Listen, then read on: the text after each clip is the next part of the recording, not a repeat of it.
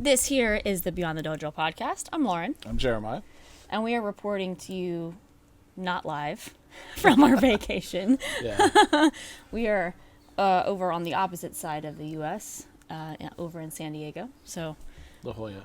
yeah, doing some karate things over here and taking a break. So, figured what the heck best to do when you're on vacation than work. More. Yeah, right. I mean, I guess this is work. Yeah, kind of. Kind of. So, I've been thinking about this for a while. Have you ever thought about how inventive mothers are with spanking? Like, how they can take anything and turn it into a weapon? Like... Yeah, my mom wasn't that inventive. Well, I mean, I hear that in general, like, Japanese mothers, or maybe Asian mothers in general, like, their slippers are weapons. Right. Yeah, I think so they that's just any mother in take general. their shoe off and they're like, I will beat you Right. within an inch of your life. Okay. And then, like, when I was a kid, it was always the wooden spoon. Yeah. So that was our weapon. Or in the South, in general, you usually have to pick your own switches. Yeah. So, like, what did you say that didn't your grandma or somebody make you do a peach tree? Yeah, it's a peach tree. It was in the front of the old house. She'd make us pick one off of there. Yeah. And if it wasn't flexible enough, she'd go pick her own. And then we would have to do little palmetto branches. Ooh. So, yeah, so those have thorns on them. So you get the palmetto branch and you cut the palm frond off, and then you shave the thorns off, because we're not about abusing children. We just want to hurt them. So we take them and get switched with a palmetto stick. Dude, it was very painful. You mined it after that. Yeah.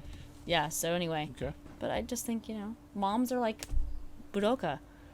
Probably. They have their own martial art. They that's for basically are. They have this entire art form of taking objects and turning them into weapons. Sure. Well, even the mental aspect of it and how they manipulate their children and everything else. That's a totally other topic. No, it's not. Manipulate children to do their bidding. Right? Oh my god. Well, okay. Camouflage. Yeah, They got ethics. And if they don't do it right, then they're going to take their weapon they've made and hit you with it. Yeah. Absolutely. Yeah, Okay, we came from abusive households. No, we didn't. But anyway. We're normal. Yeah. So we have a list of podcast topics, very, very long, that are not substantial enough to turn into entire podcast episodes, unless we wanted to make a bunch of mini episodes, which we don't.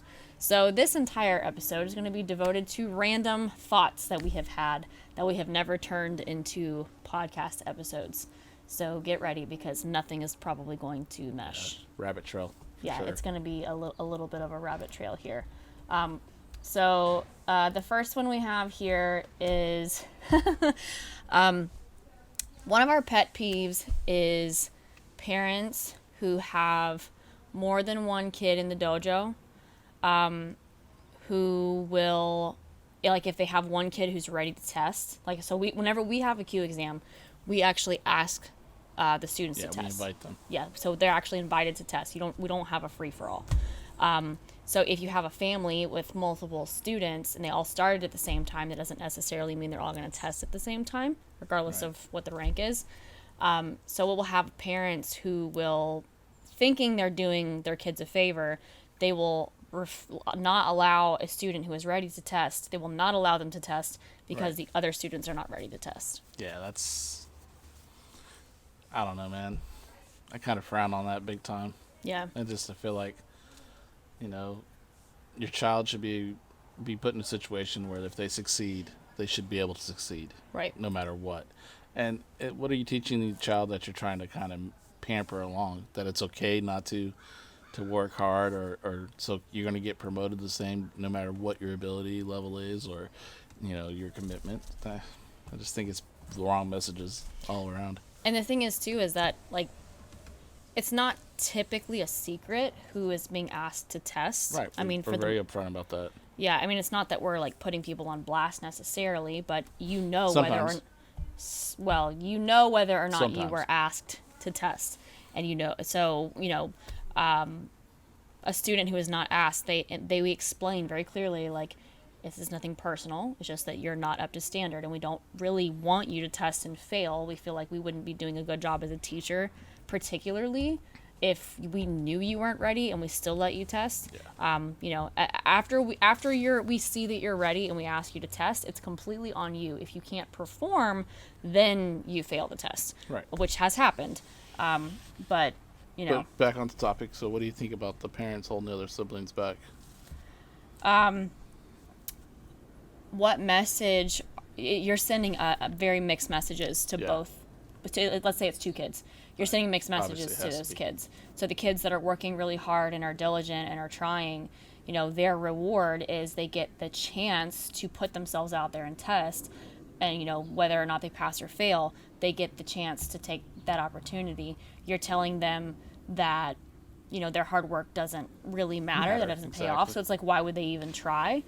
Versus, the other student who may feel bad about getting left behind, they just are basically getting the message that, well, I guess I don't really have to try because other people are just going to be held back the same as me. I mean, I don't know. They may or may not internalize that, but that's the message that's being sent, in my opinion. Yeah, and we test on the capability, not the natural ability or athletic ability of a student, right? Yeah, it's not So- athleticism. It's Right. whether or not you meet a standard. For example, we have one student that could be really sharp and really good with his coordination and everything else, and he's ready to test. But his brother might not be as sharp, or his sister might not be as sharp, but Right. still can do the techniques. We're going to test them both the same. We're not holding them to their siblings' standard. We're holding them to our standard, what's expected at that level. Right. And there's a difference there because Yes, you're not we are not comparing the 2 siblings to each other. Right. We are comparing the student to the standard. Right. And I mean, it's a very objective kind of thing. And I think parents also don't think about, like, every child develops at a different rate, Right. and that development does affect their ability And- to be able to physically perform. Yeah. So even kids who are twins, which we've had that before, kids who are twins right. don't always perform at the same standard. They don't have the same personality, or even ones that are close in age. They are not in the same place. And they develop differently too, right? Like one sibling might catch on to the certain coordination, and the other sibling just has really good shapes, Right. right? It's different. The path is different for each person, so I think that's a big part of it. And that's a big part of the self-discipline too, right? So it kind of limits us from teaching a lesson. It gets irritating sometimes. Yeah. I'm just going to move this closer because I don't trust Jeremiah's voice to be picked up by the microphone. All right. I think we got that one right. Yeah. What's next? So, students who feel guilty about quitting. So we have had students who, well, actually, I think in general, a lot of students do feel guilty about quitting, whether or not they express it. I don't think it's the guilty about quitting. It's the guilty of, like, facing the person they quit on. Right.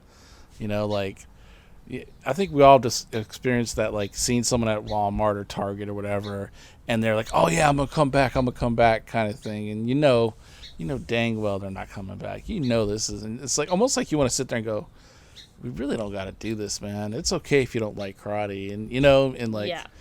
and I accept it that people are just, it's sometimes karate's for life and sometimes karate's for part life. Like a Right. certain part of your life, you needed it and it's there, and now you moved on or grown out of it. That's all you. Yeah. Right.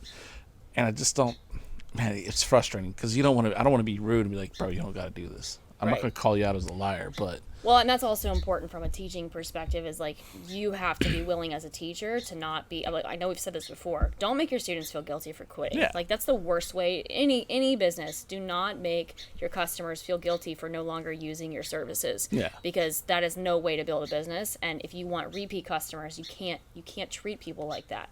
well, if So your name if- is your brand, right? Yes. And that's how you treat people. That's what your brand is. Right. Yeah, So- is just making people feel guilty because they're not giving you money anymore. Right. So I mean, I think it's important to let people know it's okay to not want this anymore. It's okay that you tried it and you didn't really like it, because it just isn't for everybody.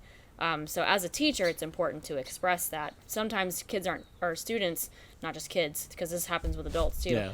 Sometimes students are not around long enough to even learn that about you as a teacher. Right. They're not around long enough to learn that's how you approach it.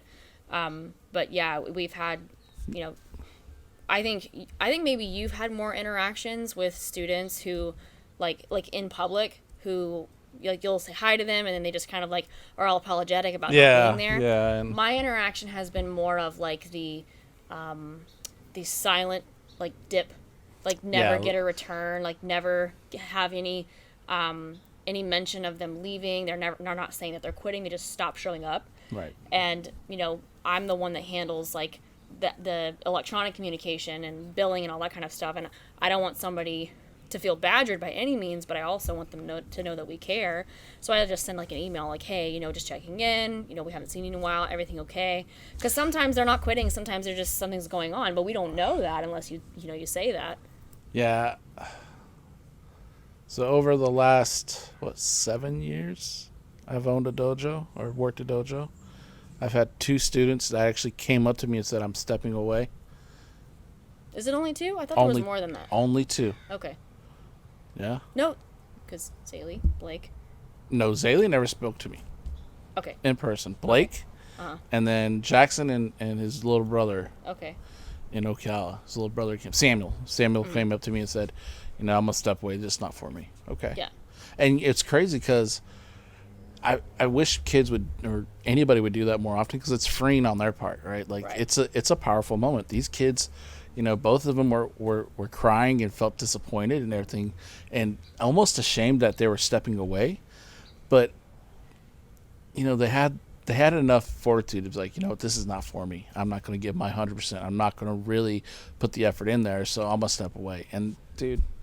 And I think when a student has been around for a long time, some students are pretty smart and they pick up on how much you have invested in them and how much you want them to succeed. Like not in a weird manipulative controlling kind of way, but as a teacher you are just pouring out to them and trying to provide opportunity for them to succeed. I think a lot of students know that, but it's just they just don't want it. And that's fine, but they feel guilty coming to you and telling you like I don't really want this. Yeah. But it takes like to me it takes a student of impeccable character to be able to do that, to have the courage when they actually know how much you've been putting into it, and especially if they've been there for years and years, to be able to come to you and tell you like I can't do this those anymore. boys were brown belts. Yep. Both of them were brown belts. Both of them spent at least 2 to 3 years with me before they said anything. Right. So, Yep. Yeah, to me, those kids, I honestly feel like they're gonna do a martial arts when they're older. Mm-hmm. Wherever they're at, whatever they're doing, they might go back to it because it was something that they cherished, and just didn't fit in their social scheme or time lot. So at least I hope so, right? Yeah, I think moral of the story is if you're a student listening, don't feel guilty about quitting. And regardless of who your teacher is, like how they handle it, you can't control that. How the teacher handles it, but you as a student. I feel the right thing as a student is to be able to just tell your teacher like, hey, this isn't for me right now. I appreciate what you've invested, but I think I'm going to, do something else. I think it's important for a student to take that perspective, but it is vital as a sensei to be compassionate, allow people to go. I told both those boys that I really respected what they did, and that's something a man would do. Yeah. And I admire that about them. But at the same time, isn't that what parents bring their kids to us? Is more the mental aspect, the maturity, and having character and being self-disciplined. And I think in some cases that's their crowning moment. I think there's this interesting what would the word be that I'm looking for? I can't think of any words recently. I think the balance point in karate is like being able to be confrontational without being confrontational. So you're not trying to invoke anger or violence, and yet you address problems before or as they arise rather than avoiding altogether. So that comes in violence, that comes in conversation, it comes in situations like a student leaving a dojo, being able to just be upfront and have the confidence to know like this is what the situation is. I may not like it, I'm going to make the best of it, but I'm going to face it head on rather than trying to avoid it, try to avoid it. I feel like there's a philosophical I think that's a great lesson to learn for life too. Yeah. So cool. All right, so the next one, I'll let Jeremiah rant about this. What's Japanofiles. All right. So define what that is for everybody. A Japanophile is, well, in the karate aspect. Yeah. You know, Japanophiles are Westerners who believe that the only correct way is to do it the way that the Japanese done it. The only correct way of doing, like... Japanese karate, right? Yeah. It's to do it the way the Japanese senseis did it. They don't put value into Western thought or approach, and sometimes they romanticize the traditions more than the practice. You know, so Romanticize is a great word. the whole idea of like super samurai and super like staunch and stuff like that. Speaking from my own experience, I've took karate in Japan from 1987 to 1991. Half of the things you see these Japanophiles do in the dojo, they don't do it in Japan. They don't do it. I think even in some of the more traditional like family ran small dojos, it's not the way they do it. Yeah. It's part. They don't. It's almost like when these guys go off and do this stuff, they do it in such a way that it turns the Japanese off. You know, like Japan's weird. I'm being half Japanese. Grew up majority of the time in Japan as a child, so I spent my 5 years of my early education in Japan. So the thing the Japanese don't like is a foreigner trying to be too Japanese. You'll never be Japanese enough for them to say, hey, you're one of us. You will always be... No offense to any Japanese watching. No offense, Not that you but, probably are, but you'll always be held to a certain arm's length. I mean, that arm might be short, but there's still going to be a line there. Short There enough will to slap always you. be a line there. And I'm speaking as a half Japanese, as my mother, you know, living and growing up there. That's just the way it is. It's the way, they don't mean nothing negative by it. It's just the way it is. So just as an So that being said, can I just make a quick point? I have watched a particular Japanophile interact with his mother before, and I'm just like, oh God, please stop. Just very yeah, well, over the top, trying to appeal to her Japanese side. Yeah, and my mom's, you know, I'm gonna be honest, my mom's not as Japanese as she used to be. Sure, yeah. You know, she doesn't live in the culture. She's not immersed in all that stuff. But at the same time, you know, it is what it is. Yeah. So for those guys that think they're honoring the culture, I would ask them to be earnest in how you feel about things and do it the way you want, not because that's the way Sensei did it, or that's the way we did it in the 60s, and go from there, you know? All right, so let's be transparent. What are some things that we do in our dojo that you guys never did in Japan? As in, like, So, like, tradition-wise? yes. So, like, did you guys ever say the dojo-kun before or after class, anything like that? We did the Dojo-kun after class. So every beginning of the class, we always started out in a big circle and did our warm-ups and then went into lines and did karate against the air. Oh, that sounds like what Sam does. Okay. Right? Yeah. And then either break off for kata or a pair up for kumite or whatever, right? I practice in what's called a budokan, and every city that has enough people in it, you know, to support the budokan, basically will have that. And they'll have like sumo teams, judo teams, kendo, karate, anything that's available in there. That's where you go. So it's very traditional, but very modern at the same time. When we walked in, when we got onto the floor, it wasn't this like big theatrical, I have to make sure everybody sees that I bowed to go on the floor. They just bowed to go on the floor. They bowed quickly and moved on. It wasn't a big deal. They definitely didn't stop in the middle of what they were doing because the sensei walked on the floor. They would stop and kind of acknowledge the sensei, but they wouldn't sit there and kowtow for 20 minutes. No, there wasn't like a random person who yelled out that the sensei was here. You needed to stop gosh, and bow. no, because No offense, you know, guys, but crazy that's thing not... is Japanese are pretty aware of what's going around their surroundings. You know, they live in a very densely populated areas, so they it's natural for them to know what's going on without having to like stare people down. Kind of weird. Just saying. I had never experienced that until I went to a seminar and that happened, and I was like, why are we yelling? What is going on? Like, I had never, ever experienced that until like 10 years into training almost. Yeah. And I'm not saying that's all Japanese dojo. I'm telling you what I've experienced as a child growing up in a dojo. This things were not happening. You know, there wasn't this big charades or anything else. Yeah. And karate senseis don't walk on water. Yeah.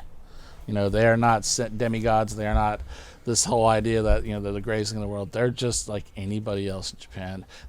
They've shown respect for their knowledge, but off the floor, there's a little bit that depending on like who you train with. Obviously, the big names like anything sport related or arts related are gonna get more respect and more special treatment. But your everyday senseis, they're just not a big deal. Were there ever things like that you would get in trouble for, like related to your clothing, like I forgot my uniform, I forgot my belt, or like any small things like that? That happened very rarely in Japan, like very rarely. Okay. But it wasn't a big deal. It's the way we handle it. If you forgot your belt and gi, you're at the end of the line. Right. Like you can still train. You're still trained. You don't have to sit at the dojo edge and plug and plead and sit and seiza until the sensei notices you. You just come on the floor. Oh, that's another thing. If you're late, did you have to sit at the edge of the floor until somebody? That's what I'm talking about. Oh boy. No, we never did that. Okay. All right. Do you think that's because you were kids? It's a little different. Okay. If you were late, right, and depending how late you were, you wouldn't just join in the class. You get to the edge of the floor and they're maybe doing warm-ups, and you kind of look at the sensei. He's like, hurry up, come in. Right. But that's not because he had totalitarian power over what you were doing. It was just being polite and not interrupting what was going on. That makes sense. That's it. Yeah. So if you showed up 20 minutes late and they're doing kihon down the floor and he looks up, he's not going to make you wait for 20 minutes. And then, like, if you had to leave to, like, go to the bathroom or something, was that a big deal? Just left and went to the bathroom. Oh boy, we had a lot of stuff in our dojo that was just very non-Japanese. If it was the normal sensei, the guy that taught all the time, you would just go, can I go to the bathroom? Mm-hmm. And he'd go, hurry up. He'd give you a little bit of crap. He'd be like, hurry up, But it wasn't like, oh God, I'm going to die now. And none of that. Yeah. None of that ever happened. Yep. So I know that we've had some discussions about, like, decor in a dojo.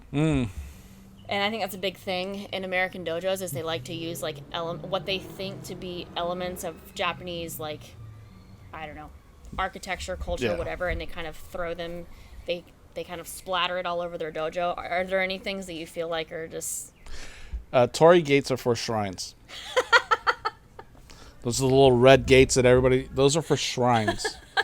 I'm sorry. I think it's really gaudy. Uh-huh. What I do like is when they use old rustic wood and a lot of natural timber, that's a lot of old Japanese kind of construction architecture. I can appreciate that. Yeah.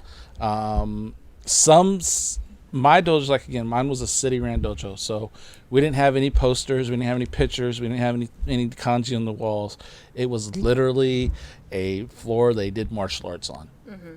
So it wasn't like this super, intimate thing or spiritual thing. Not going to happen. Yeah. What I venture to say that family dojos, what I mean by that is like a dojo that's been around for decades or something, that's in a small community with a small gym that's maybe rented or something. In the U.S. or in Japan? In Japan. Or it's part of the family's property and it's just an extension of their home. It might be a little bit more. They might have a shrine. There might have a shrine, and they might have more pictures of who their family members were and stuff like that. And you'll see that more in Okinawa. You'll see that more in like the small town dojos. But you won't see that in a larger town with any kind of city around athletics because that's what karate is over there. Yep. It's no different to the Japanese as Little League baseball or soccer. It gives the same amount of attention. And it's just the way it is. So yeah. So there you go. Not to say anybody's approach is wrong. It's just not mine. It's not necessarily very Japanese, even though. Yeah, you're missing the point. Yeah. All right. So one that I want to talk about is plagiarism. Oh. So I get that there is a perspective now that information is so rampant, especially with social media, with all kinds of different platforms. Obviously, we're using a video platform and an audio platform, so you can get tons of information from all kinds of places. You really don't have to cite your sources. But I think there is a lot of dishonor in taking information from people who from whom the information is original, and then maybe you're not intentionally passing it off as your own, but you're not necessarily giving credit where it is due. I know that can be difficult when you're going through a lot of information and maybe you just are kind of spouting off things or sharing ideas. And that probably happens some in our podcast as well, where I think people will say there are no new ideas. Well, there are new ideas, and there's also ideas that are not necessarily new, but they're original to a particular person. I think it is important from an integrity perspective, to try to cite sources as much as you can, even within your own dojo. And there is not a fine line. There is a line, and there's a difference between name dropping and citing sources. I think that students can generally tell the difference when you're just like using a sensei's name, like because you had an interaction with them or because it's flashy or whatever, versus saying, hey, this idea came from this instructor, or this is my understanding of something I learned from this instructor, because we're not going to always interpret things maybe the exact way that they were teaching it. But it can be frustrating for some teachers. To be honest with you, I am not a well-known person, but I have original ideas when it comes to strength and conditioning, and I have had my ideas stolen from me by bigger named people. And I can't really call them out, I don't think, because that would be a can of worms I don't want to open up. But I have seen that happen. So, I've experienced that, and I know that it happens to big name people who, obviously are using original ideas, and then it's being passed down through somebody else. So I'm not trying to say that people who are doing this are inherently like trying to cause damage or trying to lie. I'm not saying that's the case, but sometimes I think people are not conscious of when they're conveying information that it is important to give respect and honor to who originally taught that or where you got that. If you can remember, you can always remember, because sometimes you learn so much stuff from so many different places, you can't remember where you got it from. But especially if it was particularly impactful, I think it's important just to cite your sources. Think about it from an educational perspective, from a scholastic perspective. If you were in college, if you were writing a paper, you could get expelled from your school for plagiarism. So I don't really see how it's any different if this is part of your career.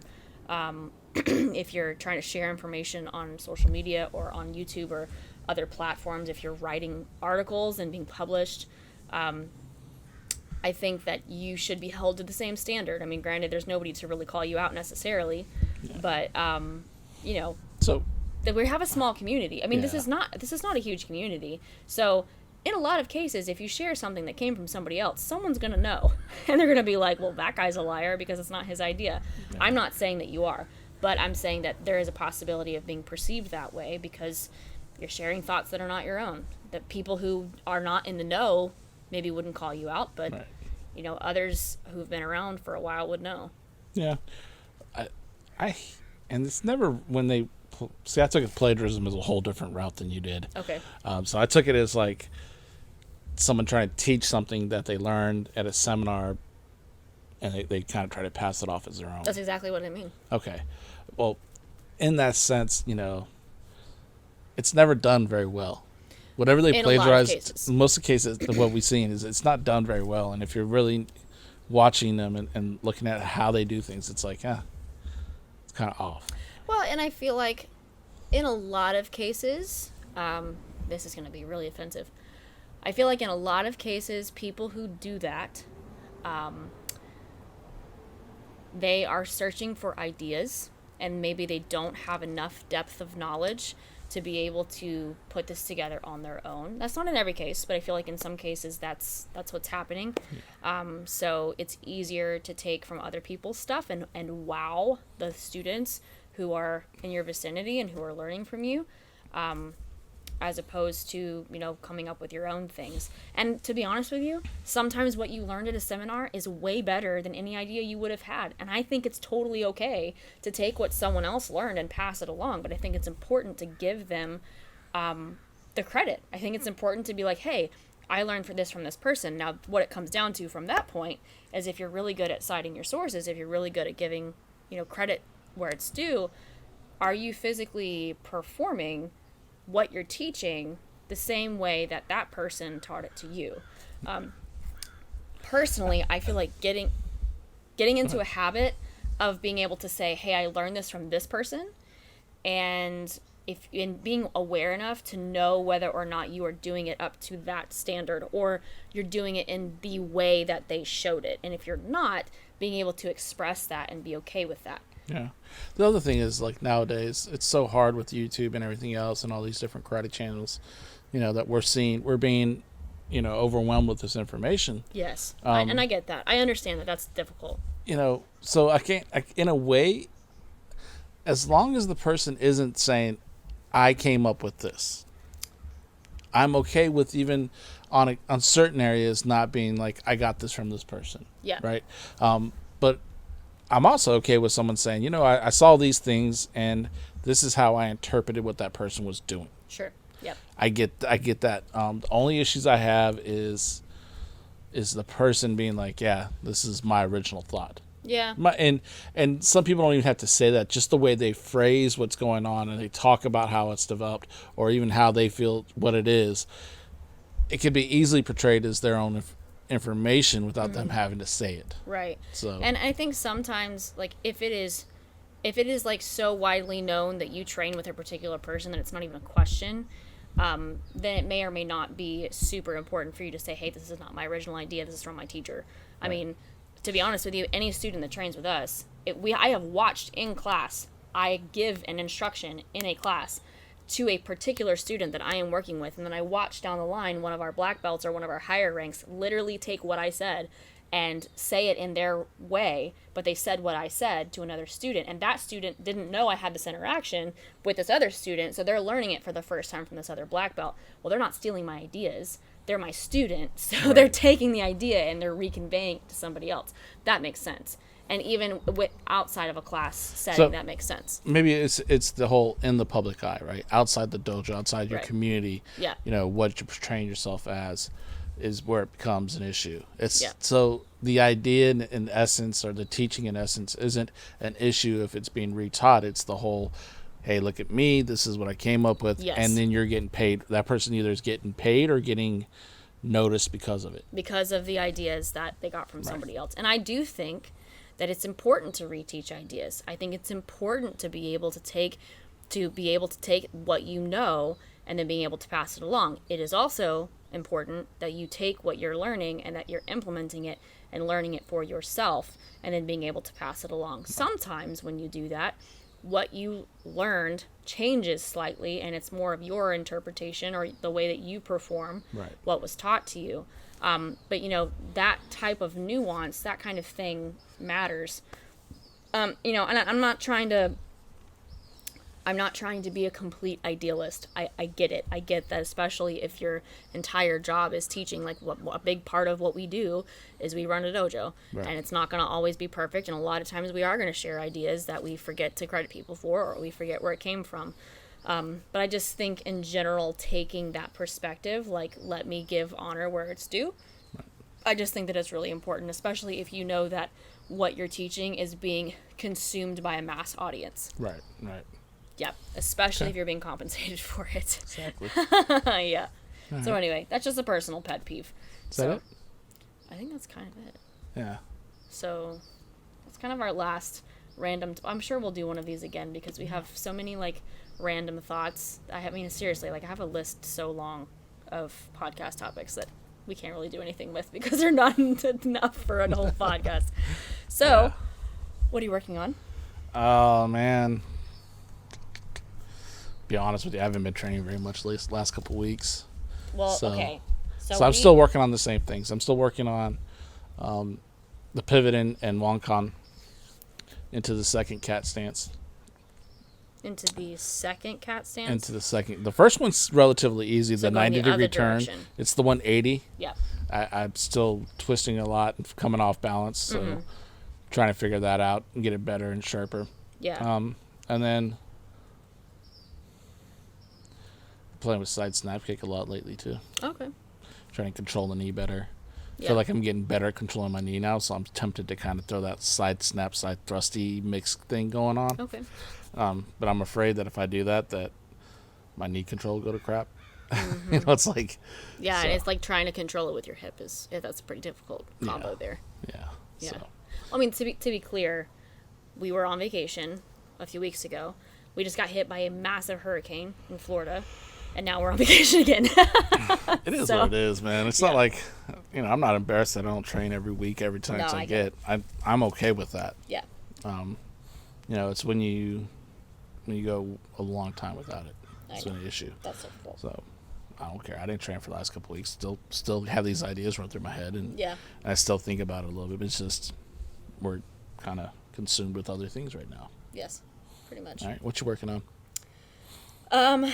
Well, okay, so I'm working on still the 3 steps forward in Wankan at the beginning, like the stance length or the step length being proper, and then also the timing there. Okay, so that is an issue in and of itself. That's going to take a while. But then the other day, whenever I was working through it, I was trying to get both turns into both cat stances.